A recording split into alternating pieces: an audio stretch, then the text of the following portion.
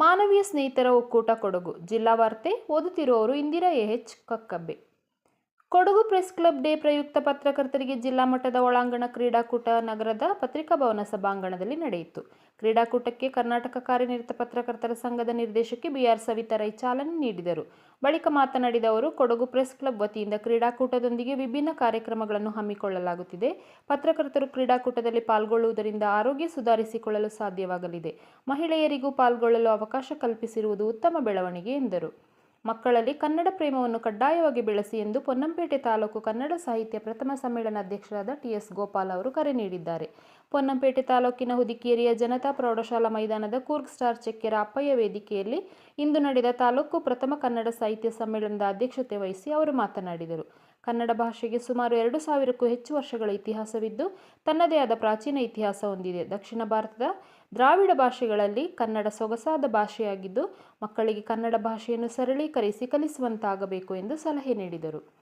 ಲೇಖಕ ಹೇಮಂತ್ ಪಾರೇರ ರಚಿಸಿರುವ ಶಕುನದ ಹಕ್ಕಿ ಕಾದಂಬರಿ ನಗರದಲ್ಲಿ ಬಿಡುಗಡೆಗೊಂಡಿತು. ನಗರದ ಪತ್ರಿಕಾ ಭವನದಲ್ಲಿ ಕೊಡಗು ಜಿಲ್ಲಾ ಜಾನಪದ ಪರಿಷತ್ ಅಧ್ಯಕ್ಷ ಬಿಜಿ ಅನಂತಶಯನ ಅವರು ಕಾದಂಬರಿಯನ್ನು ಬಿಡುಗಡೆಗೊಳಿಸಿದರು.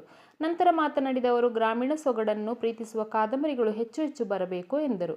ಶಕುನದ ಹಕ್ಕಿ ಕಾದಂಬರಿ ಗ್ರಾಮೀಣ ಜನರ ಜೀವನ, ಜನರ ಭಾವನೆ, ಶಕುನದ ಹಕ್ಕಿಯ ಕುರಿತು ಗ್ರಾಮೀಣ ಜನರಲ್ಲಿ ಇಂದಿಗೂ ಇರುವ ಆತಂಕ, ಹೆದರಿಕೆ, ಆಗುಹೋಗುಗಳು, ರಂಜನೆಗಳನ್ನು ಕಾದಂಬರಿ ಕಟ್ಟಿಕೊಡುತ್ತದೆ. ಹೀಗಾಗಿ ಪುಸ್ತಕಕ್ಕೆ ಶಕುನದ ಹಕ್ಕಿ ಎಂದು ಹೆಸರಿಡಲಾಗಿದೆ ಎಂದು ಹೇಳಿದರು.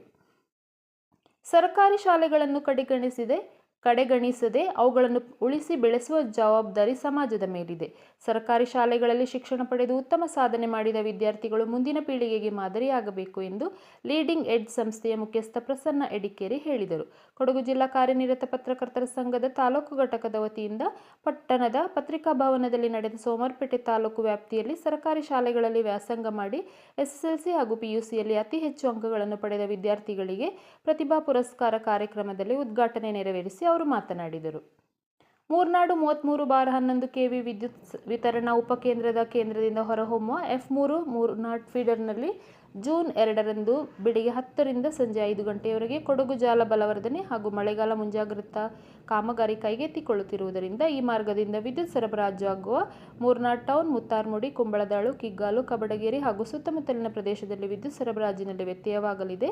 ಸಾರ್ವಜನಿಕರು ಸಹಕರಿಸುವಂತೆ ಚಾಮುಂಡೇಶ್ವರಿ ವಿದ್ಯುತ್ ಸರಬರಾಜು ನಿಗಮದ ಕಾರ್ಯ ಮತ್ತು ಪಾಲನೆ ವಿಭಾಗದ ಕಾರ್ಯನಿರ್ವಾಹಕ ಇಂಜಿನಿಯರ್ ಅವರು ಕೋರಿದ್ದಾರೆ.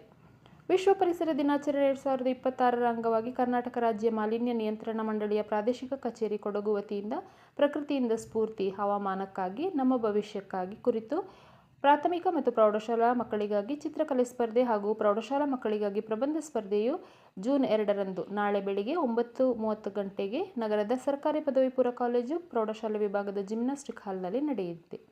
ಈ ಸ್ಪರ್ಧೆಗಳಲ್ಲಿ ಭಾಗವಹಿಸುವ ಮಕ್ಕಳಿಗೆ ಡ್ರಾಯಿಂಗ್ ಶೀಟ್ ಮತ್ತು ಪ್ರಬಂಧ ಬರೆಯುವ ಹಾಳೆ ಮಾತ್ರ ನೀಡಲಾಗುವುದು ಎಂದು ಈ ಮೂಲಕ ತಿಳಿಸಲಾಗಿದೆ.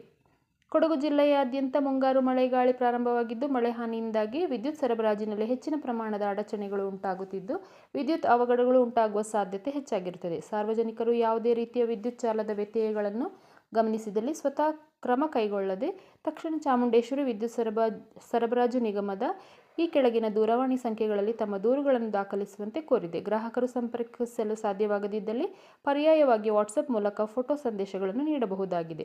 ಕೊಡಗು ಜಿಲ್ಲೆಯ ಸಹಾಯವಾಣಿ ಸರ್ವಿಸ್ ಸೆಂಟರ್ನ ದೂರವಾಣಿ ಸಂಖ್ಯೆ 1912, ಗ್ರಾಹಕರ ಕೇಂದ್ರ ಸೇವಾ ಕೇಂದ್ರದ ಸಂಖ್ಯೆ 1800 5990 061.